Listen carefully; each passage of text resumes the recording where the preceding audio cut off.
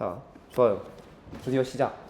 자, 일단 여러분 모두 반갑습니다. 이제 CS 스터디 첫 정규 스터디 시간이고요.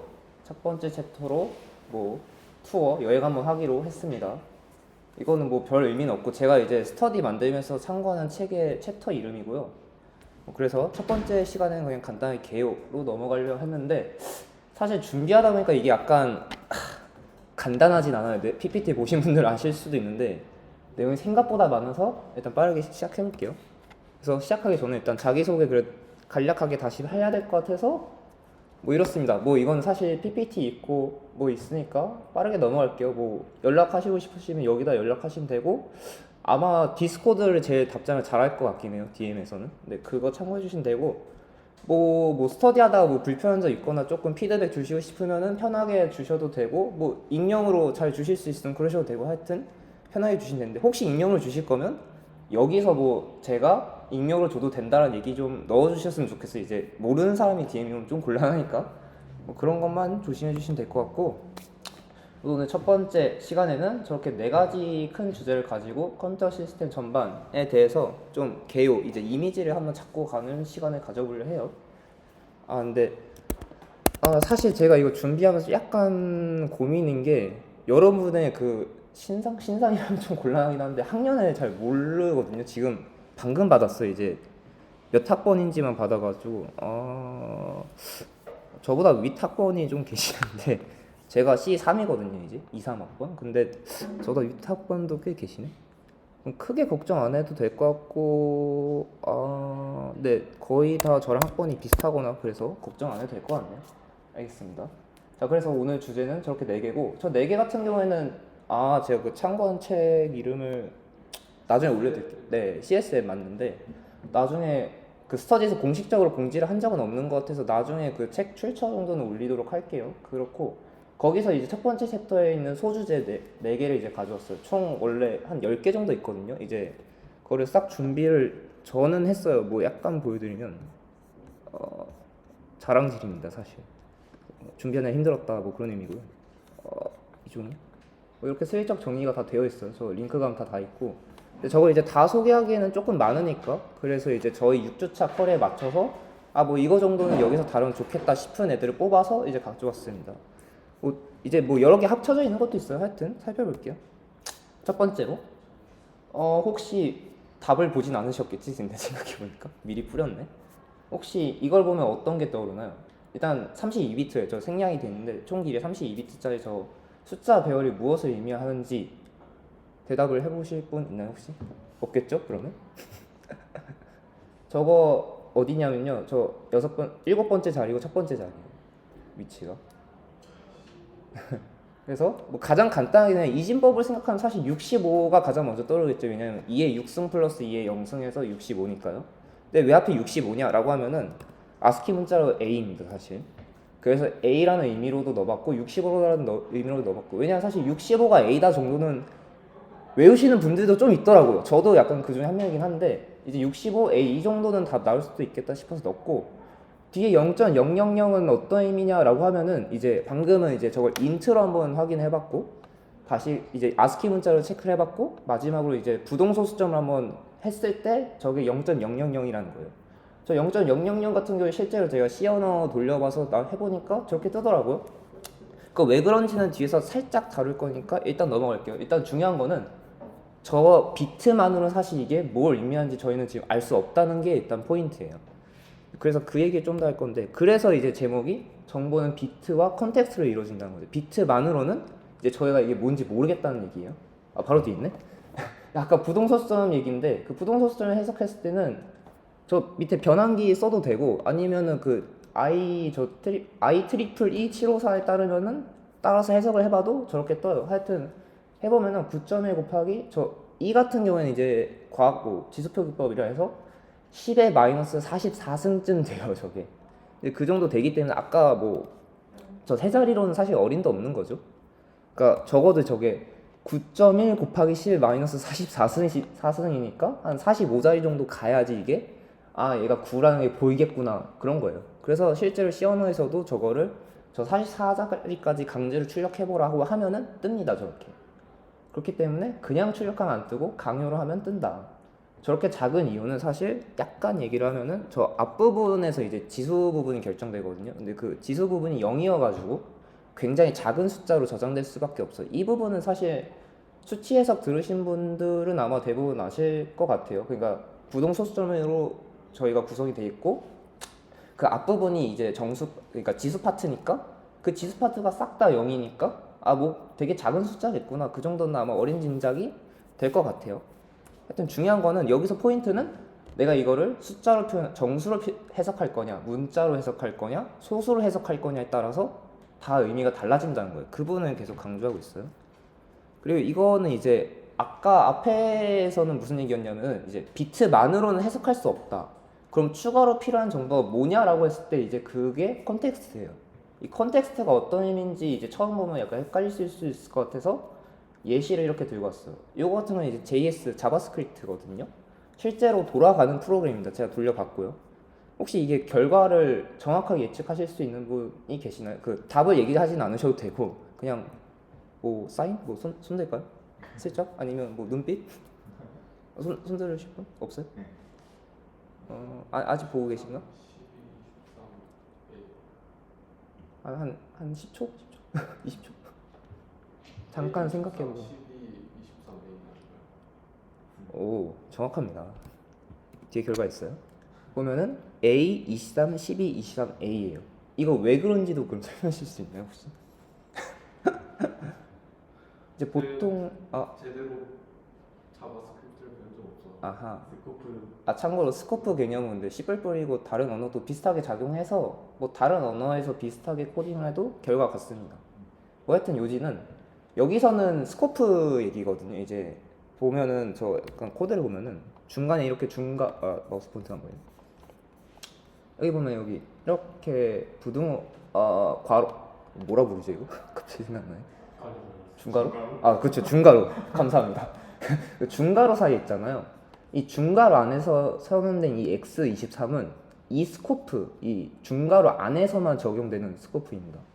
그래서 이 안에서만 X가 23으로 취급이 되는 거고, 그럼 여기서도 똑같겠죠? 이 안에서 X가 12로 취급이 돼요. 근데 위랑 겹치죠, 사실. 근데 이 경우에는 이제 언어마다 다르다고 얘기할 수 있는데 대부분은 가장 안쪽에, 그러니까 가장 최근에 이제 정의된 걸 따라가요. 그래서 여기서는 지금 이 스코프, 요 가장 안쪽 스코프에서는 X가 12가 마지막으로 정의됐기 때문에 여기서 12가 뜨는 거고, 요 위에 두 개는 23으로 해석해서 23이 뜨고, 마지막으로 가장 바깥쪽 애들은 요거를 해석해서 이제 AA로 출력하는 거예요. 그러니까 이 23은 이 중괄호 안에서만 살아있어요. 그래서 23이 여기서 생겼다가 쭉 내려가서 여기서 죽어요. 이제 더 이상 X는 23이라는 정보가 남아있지 않아요. 스코프를 탈출하는 순간. 이런 거를 이제 컨텍스트로, 일종의 컨텍스트로 볼 수 있는 거거든요. 그래서 이런 느낌, 이제 어떤 맥락이 필요하다는 거예요. 이런 중괄호라는 맥락이라든가 아니면 뭔가 다른 얘를 설명할 수 있는 무언가. 아까 뭐 가장 간단하게는 뭐 얘가 자료형을 명시할 수도 있는 거고, 지금처럼 스코프를 명시할 수도 있는 거고, 좀 더 뒤에 가면은 이제 운영체제 얘기 약간 하면서 컨텍스트 얘기가 또 나오긴 하거든요. 거기서처럼 그런 다른 좀 더 커다란 무언가 맥락이 나올 수 있는 거예요. 하여튼 중요한 거는 저희가 이제 컴퓨터가 0, 1, 뭐 이진법으로 표현되어 있다 항상 얘기하지만 숫자만으로는 저희가 아무것도 할 수 없다는 것. 이 맥락이라는 컨텍스트가 중요하다는 것. 이게 가장 첫 번째 주제였어요. 이게 이제 첫 번째 주제 이제 정리를 한 거고요. 10분 만에 해결했다. 아싸. 그래서 1번 이렇게 마무리할게요. 이제 정보는 비트랑 컨텍스트, 맥락이 중요하다. 비트뿐만 아니라 그런 의미였고요.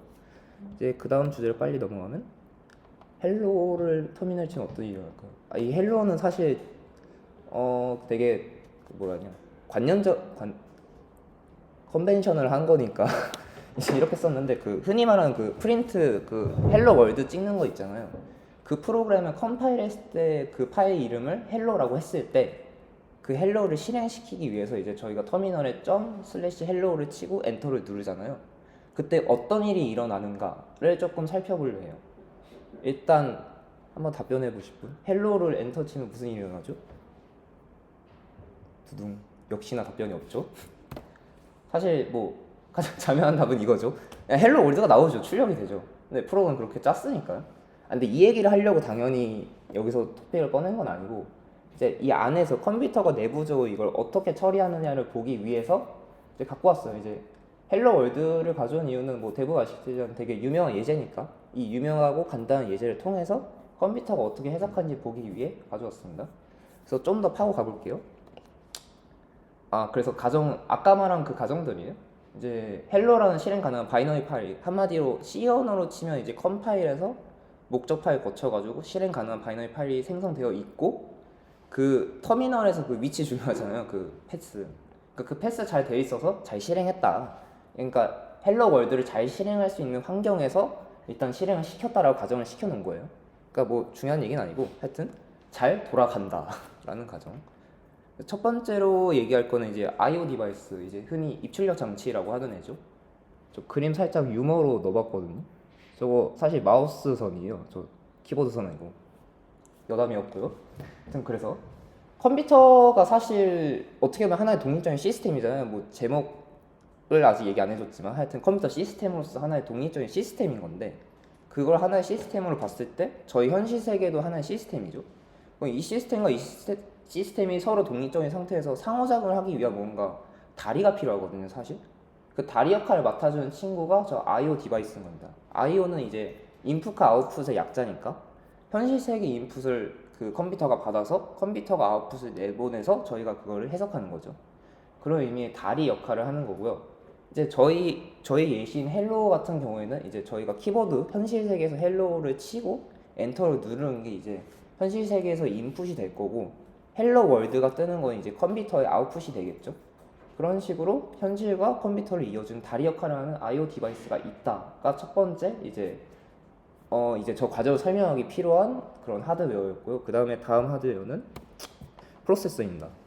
이제 그 하나의 독립적인 컴퓨터라는 시스템 안에서 뭔가 작업을 하기 위해서는 뭔가 머리가 필요하겠죠. 이제 흔히 CPU를 두뇌로 많이 비유하니까요.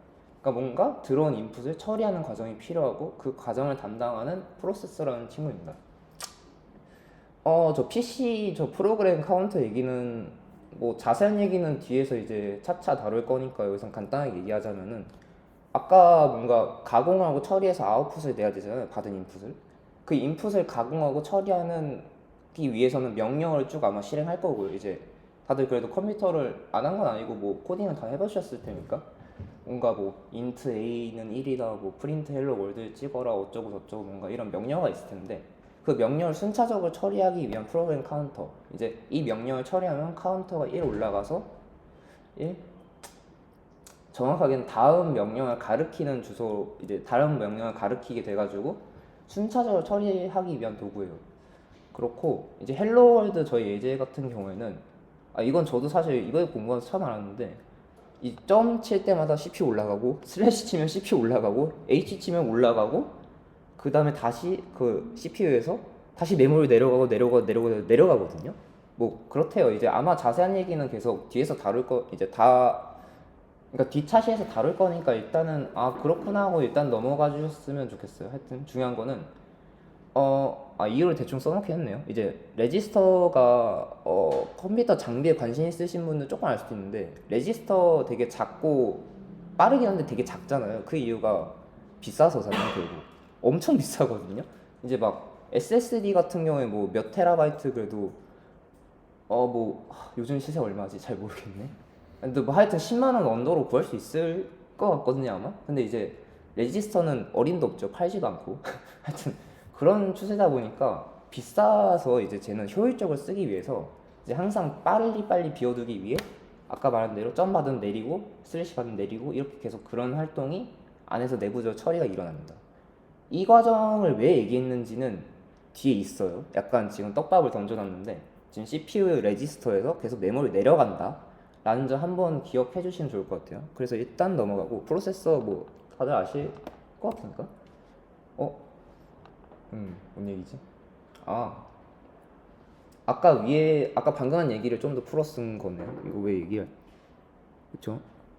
아까 한 얘기니까 넘어갈게요. 그 다음 얘기는 버스거든요. 뭐 사실 버스가 저 버스는 아니겠죠? 이제 약간 적당한 그림이 없어서 찾은 그림인데 이제 장치들 있잖아요. 이제 앞에서 얘기한 것들 중에서는 이제 I/O 디바이스 이제 입출력 장치 있고 프로세서 있는데 중요한 건 이 친구들이 이제 다 독립적인 장치들이란 말이에요. 그럼 얘네에서도 연결시켜줄 애들이 필요해요. 아까 I/O 디바이스는 컴퓨터와 현실을 이어주는 거였다면 이 버스라는 친구는 장치와 장치, 컴퓨터 내부에서 이제 연결시켜주는 친구들이라 생각하면 돼요. 이제 뭐 어디를 연결하느냐에 따라 뭐 이름이 뭐 저렇게 다양하게 불린다는데 뭐 그건 별로 안 중요한 것 같고 뭐 저렇게 불린대요. 그렇다고 하고 이제 중요한 건 저 워드라는 용어거든요. 저 워드라는 용어는 어디서 들어보셨으려나? 저는 수업에서 들은 기억 없고 그냥 책에서 봤는데 하여튼 중요한 건 이제 저 버스가 데이터를 이제 그럼 전송시켜야 되잖아요. 이제 아까 말한 뭐 메모리에서 CPU라든가 뭐 CPU에서 레지스터라든가 넘겨야 되는데 그 넘기는 그 중간 자리에서 버스가 있고 그럼 버스가 넘기는 데이터가 있을 건데 그 넘기는 데이터의 단위를 워드라고 해요.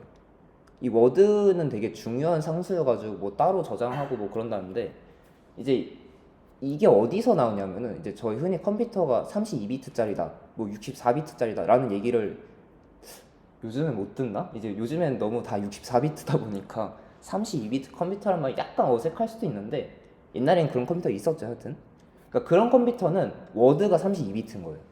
버스가 한 번에 데이터를 옮기는 단위가 32비트이기 때문에 32비트 컴퓨터다. 현대에 와서는 64비트가 대다수이기 때문에 64비트 컴퓨터다 라고 하는 거예요. 이제 저걸 또 볼 수 있는 방법은 C 언어에서 같은 경우 이제 포인터 주소를 보면은 64비트일 때는 조금 더 길어요. 그래서 왜냐 버스 저 워드 단위로 넘어가고 그 포인터도 결국 저 워드거든요. 길이가 똑같아요. 그만큼 저 워드는 사실 곳곳에서 쓰이는 단위이기 때문에 굉장히 중요한 상수입니다. 하여튼 저 워드란 단위를 통해서 워드 단위로 이제 저 데이터가 버스를 통해 움직인다 라고 생각하시면 돼요. 다음은 아까 다 얘기했죠? 근데 이제 아까 복선을 이제 풀 때가 벌써 됐는데 아까 위에서 여기서 얘기했죠? 레지스터랑 메모리 사이 이동이 엄청 잦거든요. 거기 추가로 아까 저거는 사실 입력할 때만이었어요. 심지어 여기인가? 여기죠? 입력할 때 일어나는 일이에요 저게. 근데 지금은 사실 프린트 헬로 월드 정도야 뭐 그렇다 치는데 이제 프로그램 좀만 복잡해지면은 수많은 이제 버스 간의 데이터 이동이 있을 거란 말이에요. 이제 그러면은 약간 이제 생각을 해보는 거죠. 너무 비효율적 아니야? 방금만 해도 사실 헬로 H 찍었는데 내려가고 E 찍었는데 내려가고 계속 내려가고 근데 또 왔다 갔다 하고 이게 제가 약간 그래도 시간이 생각보다는 남아서 살짝 보여드리면 마우스 포인터 어디 갔냐? 여기 있다. 살짝만 보여드리면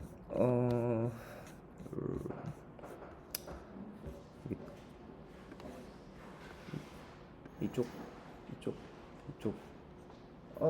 안 보여. 어렵다. 여기 보면 저도 안 보여서 여기 보면 버스가 엄청 많죠. 여기도 있고 이 화살표가 전부 다 버스거든요.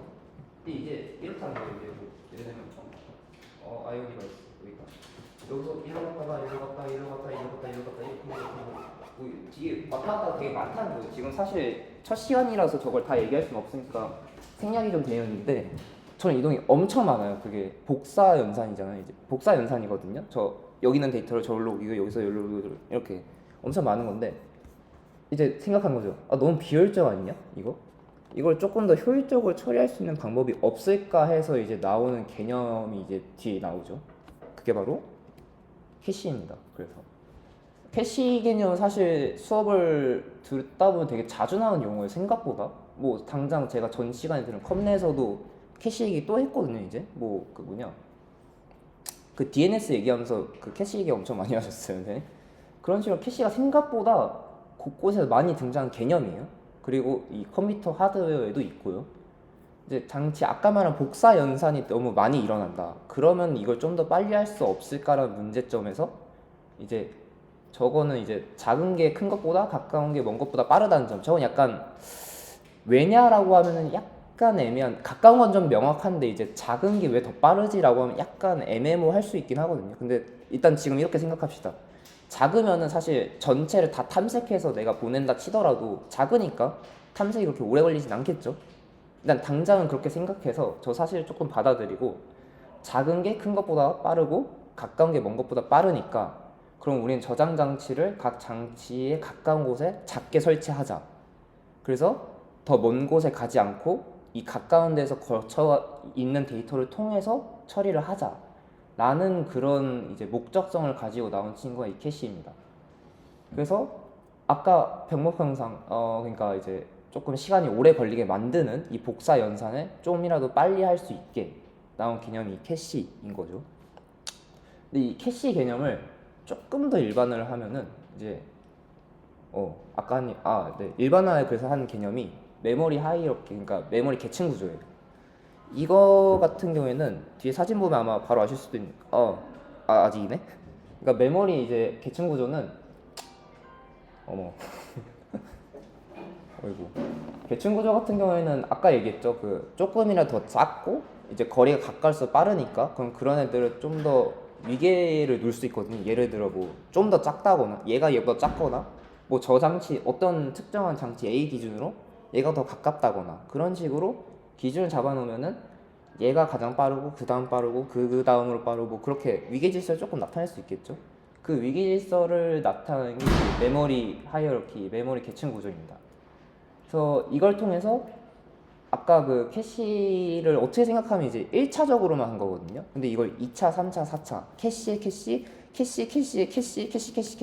뭐 이런 식으로 이렇게 계층화를 쫙 했다는 거죠. 아마 이 그림 보면 바로 아실 수도 있어요. 조금 작나? 이거거든요. 이제 흔히 말하는 이제 뭐 L0 캐시, 뭐 L1 캐시, 뭐 혹시 아이폰 막 발표회 잘 들으시는 분들은 들으실 수도 있고 그런데 뭔가 장치 관심 많으시면 사실 캐시 얘기 꽤 많이 하거든요. 왜냐하면 성능에 되게 직접적으로 영향이 있는 친구라서 저희 이번에 캐시를 뭐 몇 배 업데이트했습니다 라고 약간 이런 홍보성 멘트로도 많이 쓰이기 때문에 조금 익숙하실 수도 있어요. 하여튼 중요한 거는 캐시의 이런 기능을 통해서 계속 속도를 점차 빠르게 늘려놨다. 근데 이제 캐시에 뭐가 저장돼 있냐라는 얘기를 적어놨었는데 여기가 아닌가? 어디 적어놨니? 어디 적어놨는데? 기억이 안 나네요. 그럼 그냥 얘기하죠 뭐. 이제 아까 말했듯이 캐시는 이제 밑에 있는 애들을 빠르게 보기 위한 거잖아요. 그러니까 이제 하위 계층에 있는 캐시들의 정보를 상위 계층의 캐시가 저장하고 있다라고 생각하시면 돼요. 조금 더 친숙한 용어로 치면은 메인 메모리와 캐시를 생각하면은 캐시는 메인 메모리의 데이터를 갖고 있겠죠.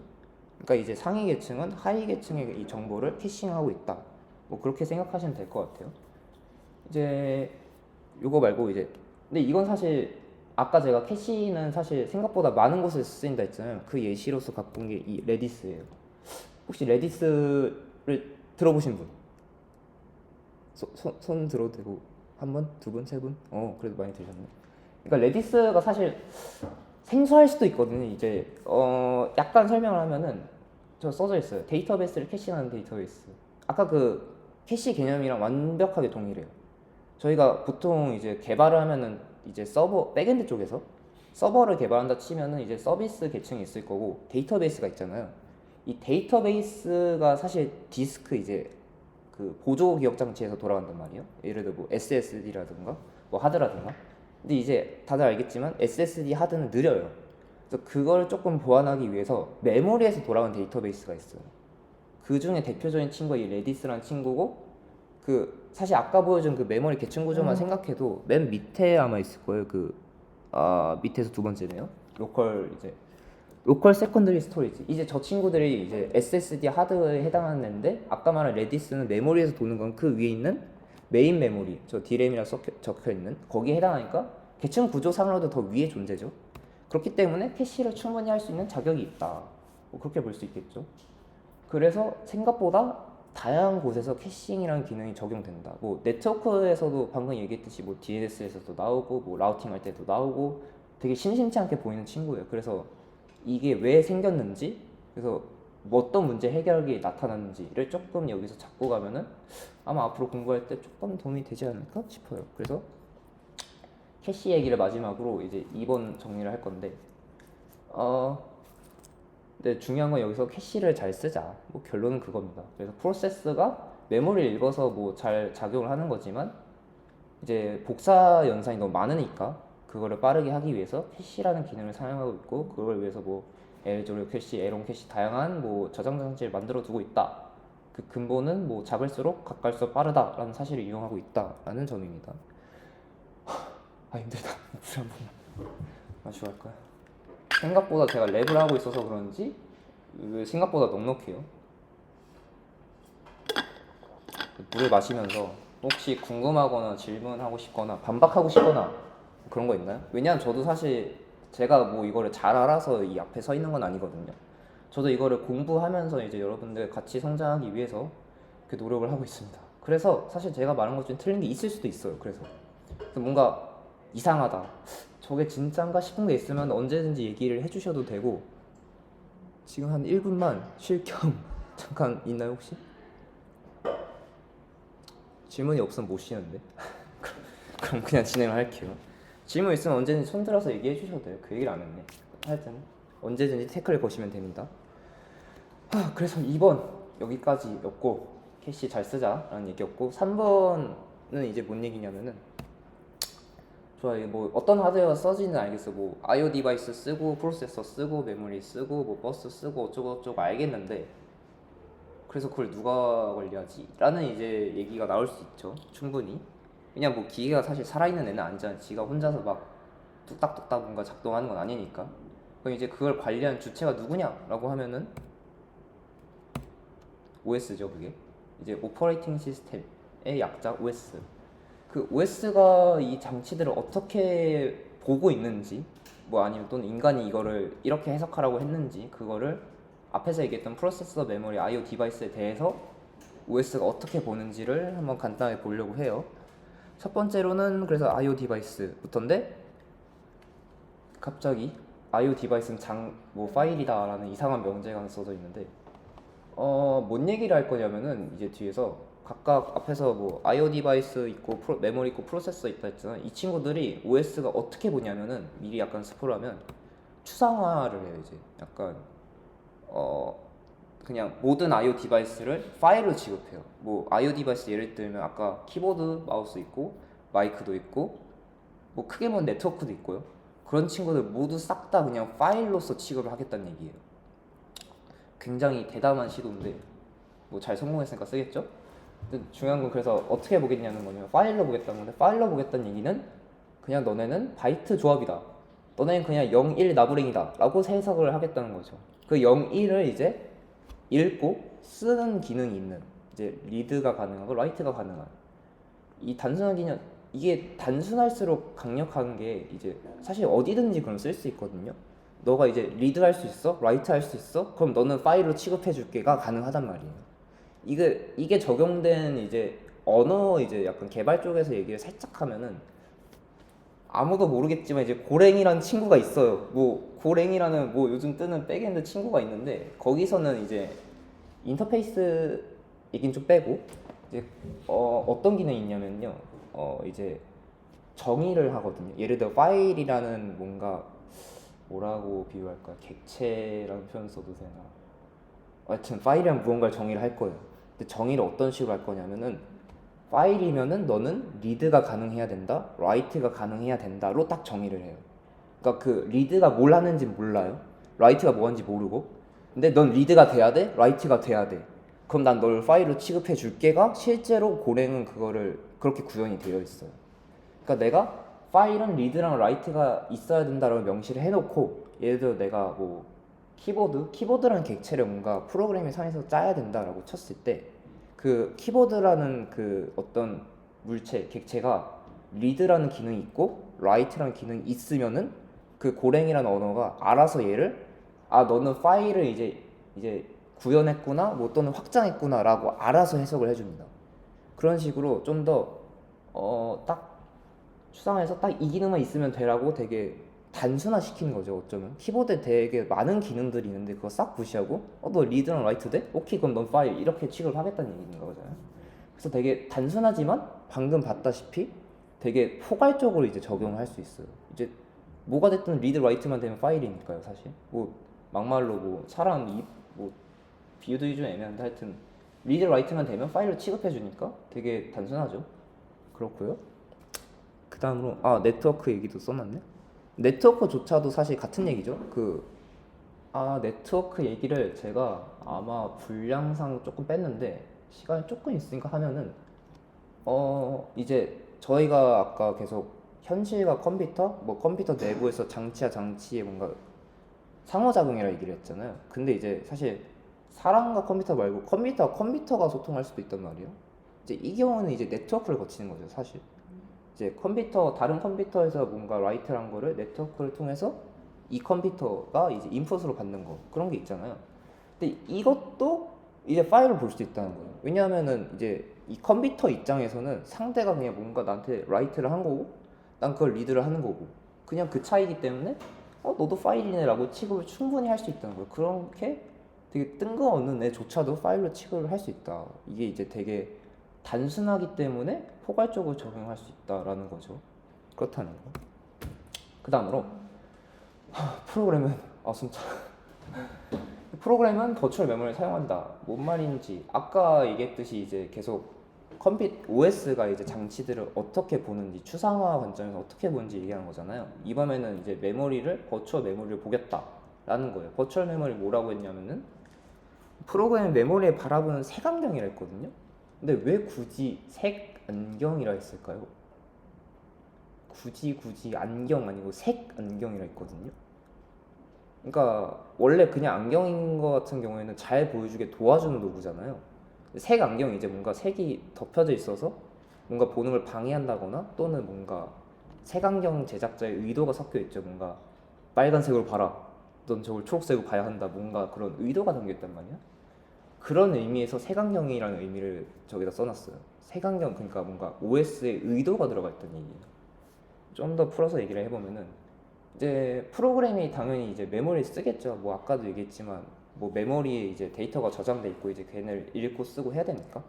근데 그거를 조금 OS 관점에서 그러니까 다들 알잖아요. OS가 이제 프로그램 하나만 돌리진 않는다는 거. 이제 여러 가지 프로그램 돌릴 건데 그 와중에 그 A라는 프로그램에 저기서 뭔가 메모리를 쓰고 근데 B도 여기 저기 뭔가 되게 중구난방하게 쓰면은 이제 곤란하단 말이에요. OS 관점에서.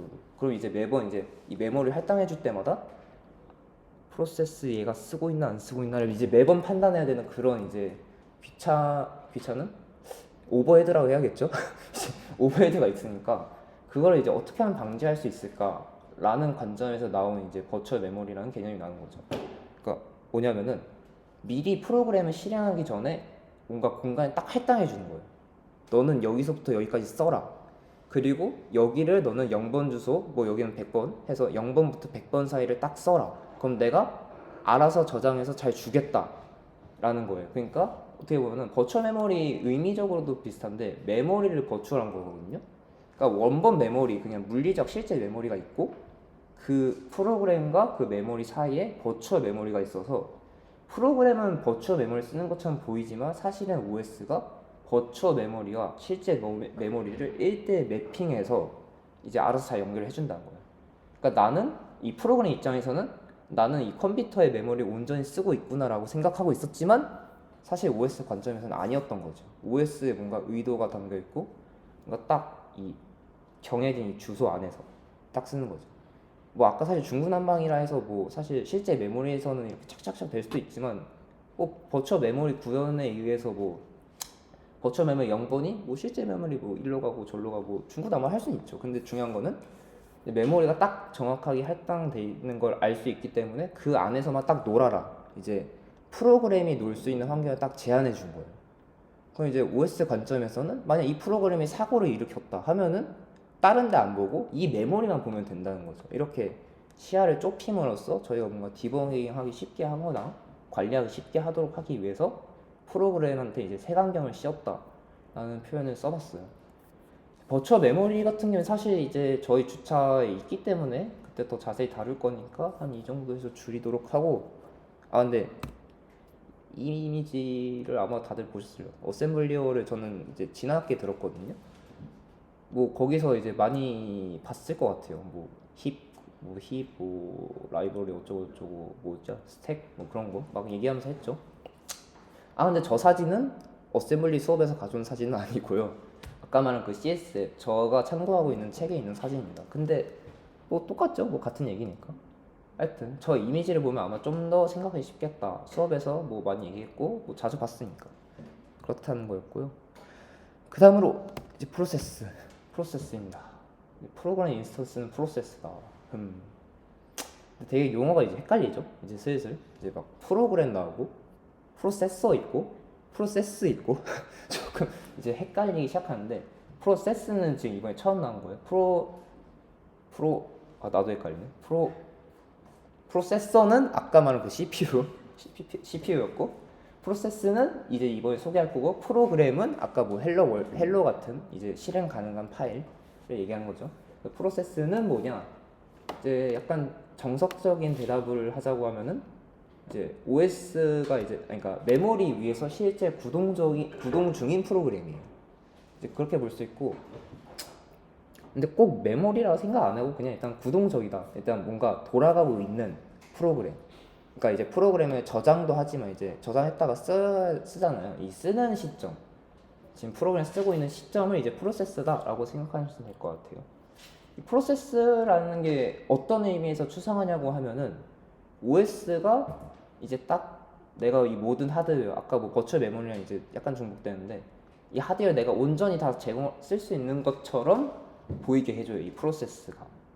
그래서 프로세스가 그 본인만이 딱 이 모든 하드웨어, 프로세서, 뭐 메모리, IO 디바이스 다 본인만 쓰는 것처럼 보이게 만들어요. 되게 보인다 강조한 이유는 밑에 써놨듯이 그냥 정말 그렇게 보일 뿐이니까. 실제로는 그렇지 않고 OS가 여러 가지 이제 메커니즘을 통해 관리를 하니까 보인다라고 강조를 한 거예요. 실제로 저렇지 않다는 거예요. OS 관점에서는 그냥 프로세스 관점에서만 내가 다 쓰고 있구나라 느낀다는 거지. OS 뭐 컴퓨터 전체 하드웨어 관점에서는 전혀 그렇지 않다는 거. 그럼 이제 약간 시간이 꽤 남으니까 천천히 그냥 해도 되겠네요. 그럼 이제 이런 질문이 나올 수 있죠. 아까 프로세스가 이제 여러 개 돌아간다는 것까지 이제 저희가 컴퓨터를 쓰니까 알 수 있죠. 그러면 이제 아까 지금 프로세스 관점에서는 나만 쓰는 것처럼 보여. 근데 실제로는 프로세스가 여러 개가 돌아가. 그럼 OS는 이걸 어떻게 관리하냐라는 질문을 한다면은 이제 저 컨텍스트 스위칭이 이건 이제 약간 깊은 얘기긴 한데 컨텍스트 스위칭하는 메커니즘을 통해서 이제 실행이 됩니다. 뭐 그 얘기를 담아놨던가? 담아놨네. 컨텍스트 스위칭인데 이 얘기를 그럼 조금만 할게요. 아까 말한 이제 프로세스는 나는 내가 다 쓰고 있어. 근데 OS는 여러 개 쓰고 있어. 그러면 OS가 이거 어떻게 관리하냐 했을 때 나온 얘기인데 이제 이것도 복선이죠. 1번에서 이제 비트와 컨텍스트로 이루어진다. 에서의 컨텍스트라고 생각하면은 약간 애매하긴 해요, 사실. 뭐 약간 컨텍스트가 아무래도 좀 포괄적인 용어다 보니까 뭐 그대로 1대1 매칭시키긴 힘든데 뭐 비슷하게 볼 수는 있을 것 같아요. 왜냐하면은 왠지는 이제 좀 볼게요. 그러니까 뭐 눈속임이다는 얘기는 아까 했으니까 넘어가고. 그러니까 프로세스 간에 그러면 전환이 필요하잖아요. 이제 프로세스를 여러 개를 돌리기 위해서는 이제 뭔가 OS가 작업을 얘한테 했다가 쟤한테 했다가 왔다 갔다 해야 되는데 그 A 작업을 하다가 B 작업을 하기 위해서 뭐 넘어가려면은 이제 A 작업을 하는 뭔가 정보를 싹 날리고 B 정보를 뭔가 가져와서 이제 CPU가 처리를 해야 되는 거잖아요.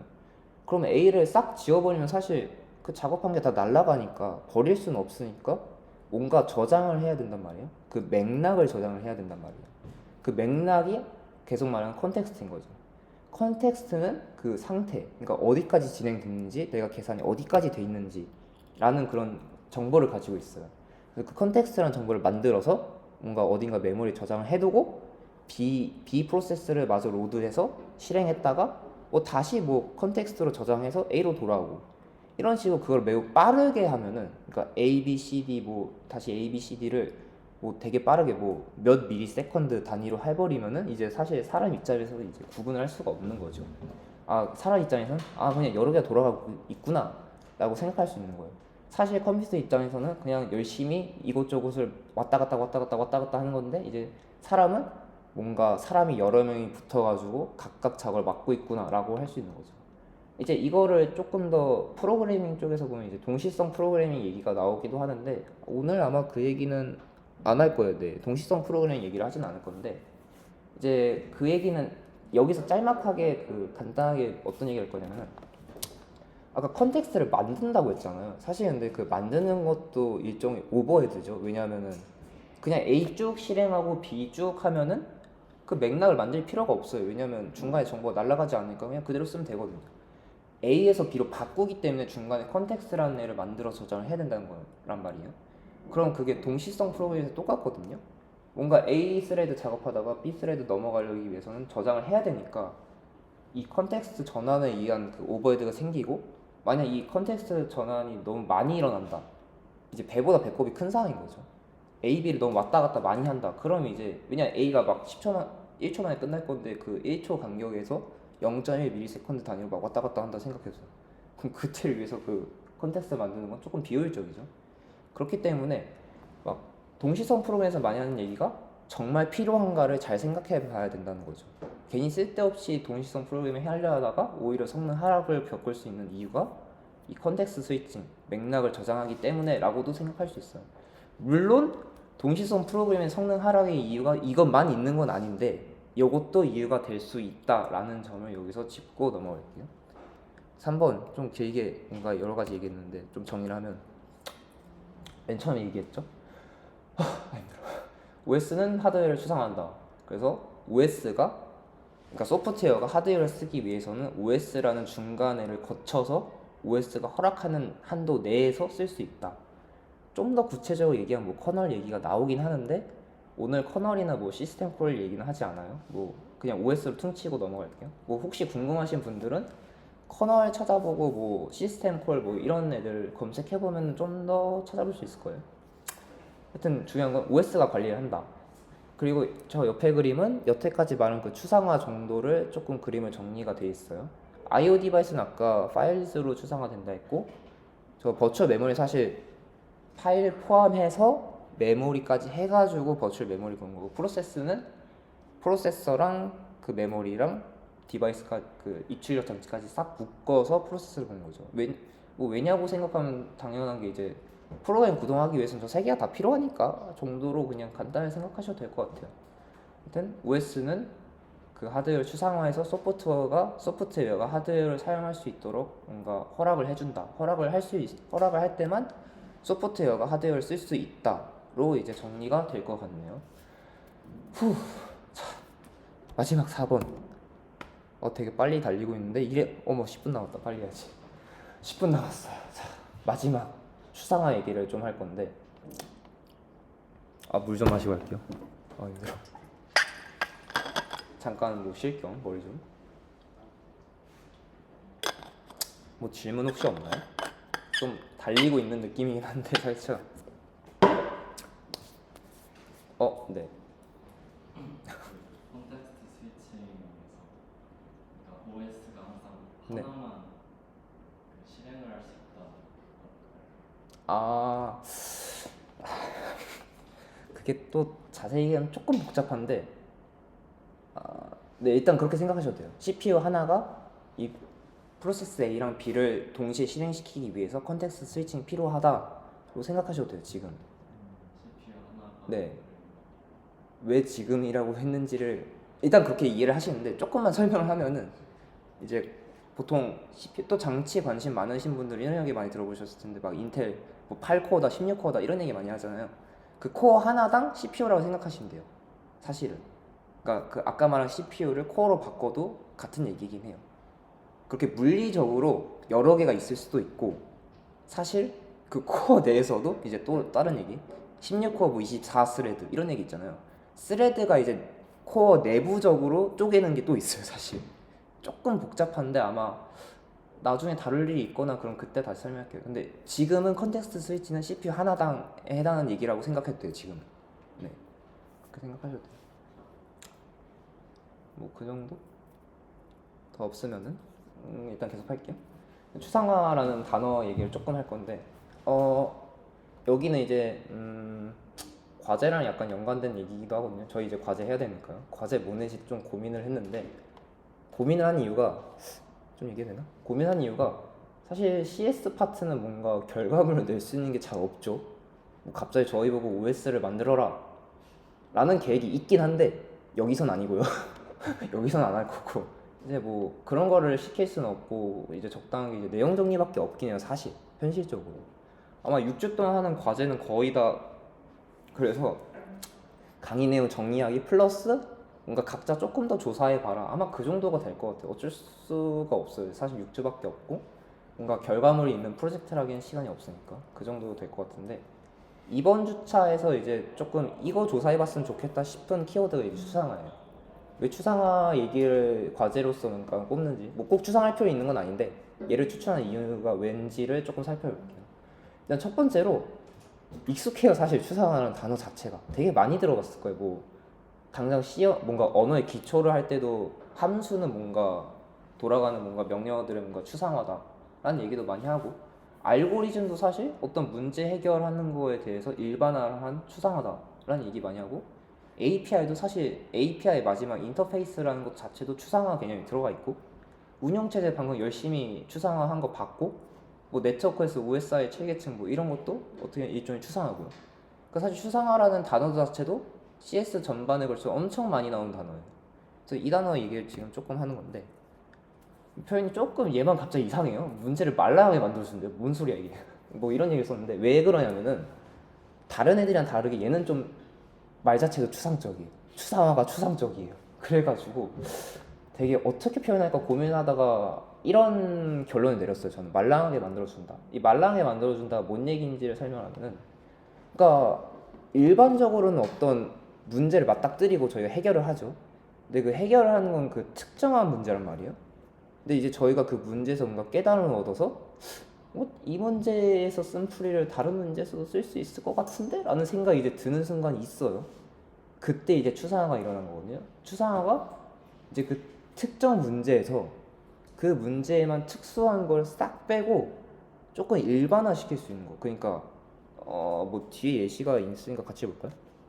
막 5 더하기 7이 12를 풀었어요. 아싸 신난다 했는데 이거 더하기를 조금 더 추상할 수 없을까? 5 더하기 7 내가 5에다가 숫자로 하나 둘 셋 넷 해서 더하는 과정을 좀 더 일반화해서 다른 문제를 풀 수 있지 않을까?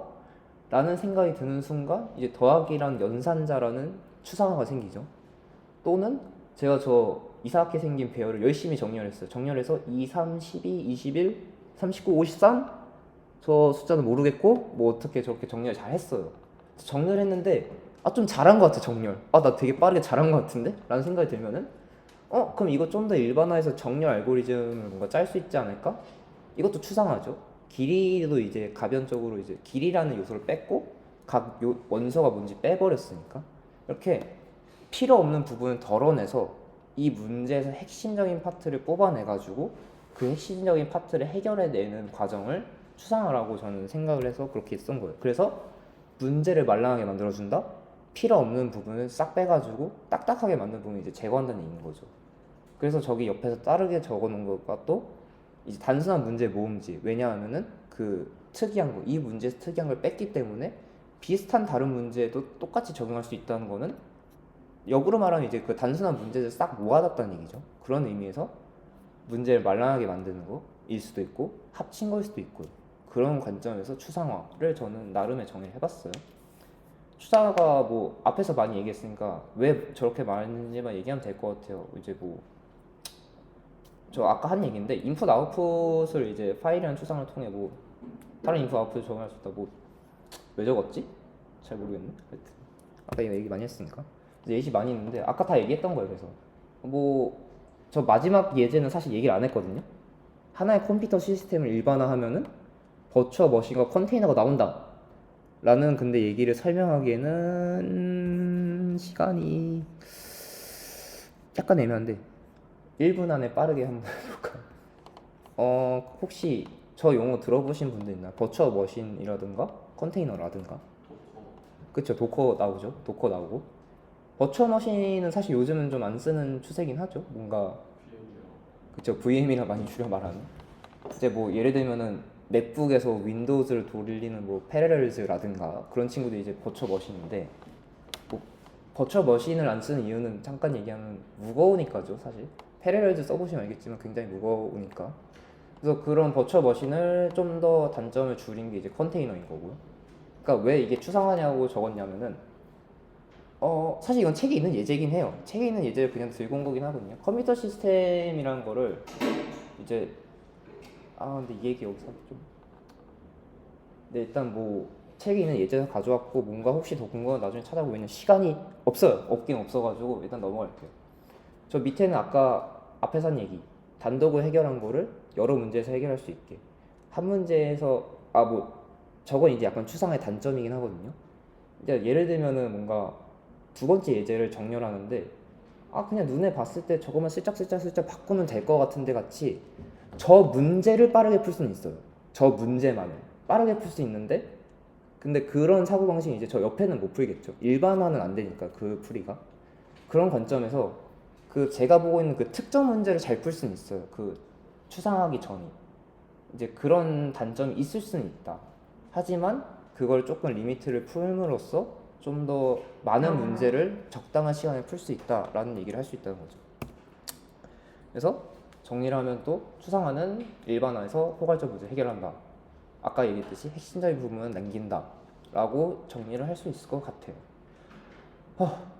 드디어 4챕터 이제 오늘 다루는 4챕터 다 다뤘고 마지막으로 최종 정리를 하고 끝낼 건데 첫 번째 이런 얘기 했죠. 이제 오늘 했던 얘기 싹 정리를 하는 건데 정보는 비트와 컨텍스트로 이루어진다. 아까 0001, 0001 봤듯이 비트만으로는 뭔가 저희가 알기 어렵고 뭔가 맥락이 필요하다. 맥락이 같이 있어서 그걸 통해 해석해야지만 그 정보를 만든 사람의 의도를 파악할 수 있다라는 얘기였고 그 다음 2번 프로세스는 메모리를 읽으면 처리한다는데 사실 여기서 거의 캐시 얘기밖에 안 하긴 했죠. 이제 메모리 읽으면 처리하는데 그 메모리 읽고 처리하는 걸 빠르게 하기 위해서 캐시라는 기능을 도입했고 뭐 좀 더 일반화해서 이제 계층 구조를 만들어 놨다 뭐 그런 얘기를 했었어요. 3번 그래서 그런 하드웨어들 누가 관리하냐? OS가 한다. 그리고 이제 그 어떻게 구체적으로 관리하냐고 하면은 프로그램이 OS에서 요청하면 OS가 허락하는 범위 내에서 하드웨어를 쓸 수 있다 라는 얘기를 했어요. 그리고 그런 걸 하기 위해서 뭐 OS가 하드웨어들을 뭐 이렇게 저렇게 뭐 추상을 한다 라는 얘기 했고 마지막으로 직전에 얘기했던 추상화 얘기 뭔가 일반화하고 뭔가 이 문제 특수한 걸 덜어내고 해서 딱 핵심적 기능 남겨서 해결하는 방법 그런 얘기를 했어요. 아마 이렇게 오늘 4가지 주제 다뤘고 끝인데 과제 얘기를 잠깐 하고 끝낼게요. 과제 같은 경우에는 사실 아마 올라가 있긴 하거든요. 제가 공지는 안 올렸고 그 우피 저희 이제 뭐라 해야 되지? 그 과제 그 어디냐? 그 자료 받은 사이트 같은데 조금 찾아보시면 과제가 있긴 해요 지금. 근데 이제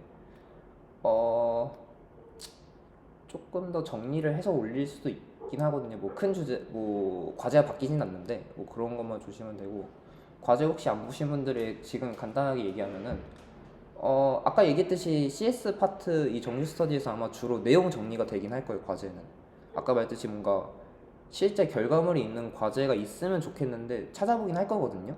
근데 없으면은 아마 보통은 이런 내용 정리가 될 거고 기본적인 강의 정리 후에 이제 본인이 추가적으로 좀 더 공부하고 싶은 파트가 있으면은 정리해서 같이 올리시면 돼요. 그 같이 그 추가적으로 공부하신 부분 제가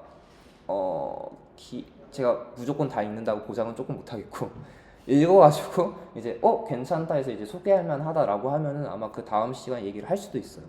근데 이제 이러시면 또 혹시 누가 저는 그렇게 얘기하면 좀 부담스러워서 못하겠는데요 라고 할까봐 제가 다 물어보긴 할 겁니다. 이제 미리 그 선생님 좀 잘 쓰신 것 같은데 제가 이걸 써도 되겠습니까? 라고 아마 물어볼 거예요. 그래서 물어보고 뭐 써도 된다? 뭐 익명 원하시면 익명으로 해드릴 거고 그렇게 해서 소개를 해드리고 그 되신 분은 제가 따로 뭔가 커피라든가 그리고 뭔가 상품을 드려야 될 것 같아서 되신 분들한테는 제가 그렇게 잘 쓰신 분들한테 제가 상품 따로 드릴게요. 네, 그 정도 알고 계시면 될 것 같고 오늘 1시간 수업 다들 들으시냐 수고하셨습니다. 감사합니다. 거의 뭐 네. 시셀 따라가면서 할 거면 밤랩 같은 거 푼다고. 어떤 거요? 밤랩이요. 밤랩? 밤랩은 뭐죠? 전 잠깐만 일단 녹화 멈추고 할게요. 네.